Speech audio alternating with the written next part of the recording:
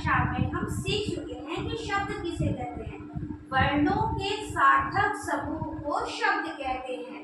तो वर्ण के अर्थ के आधार पर भी वर्ण के दो प्रकार हैं, एक है सार्थक शब्द और एक है निरर्थक शब्द। सार्थक शब्द किसे कहते हैं?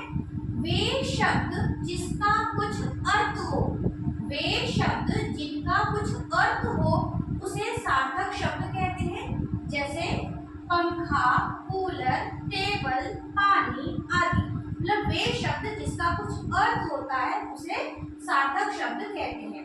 दूसरा प्रकार है निरर्थक शब्द। निरर्थक शब्द वे शब्द जिसका कुछ भी अर्थ नहीं होता है, वे शब्द जिसका कुछ भी अर्थ न हो उसे निरर्थक शब्द कहते हैं तथा ये सार्थक शब्दों के साथ ही प्रयोग में आते हैं। निरर्थक शब्द वे शब्द हैं जिसका कुछ भी अर्थ नहीं होता है और हमेशा ये सार्थक शब्दों के साथ में ये प्रयोग में आते हैं।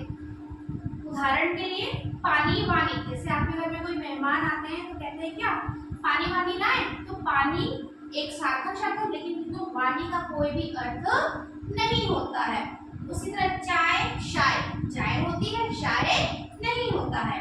आमने सामने, हम कहाँ बैठे हैं? आमने सामने, तो आमने का कोई अर्थ नहीं होता किंतु सामने का अर्थ होता है। तो उसी तरह ये एक सार्थक शब्द है और इधर ये निरर्थक शब्द है। आमने निरर्थक शब्द है और सामने सार्थक शब्द है। उसी तरह एक और है टेबल वेबल, तो टेबल का एक अर्थ होता है ये सार्थक शब्द है और वेबल का कोई भी अर्थ नहीं होता है।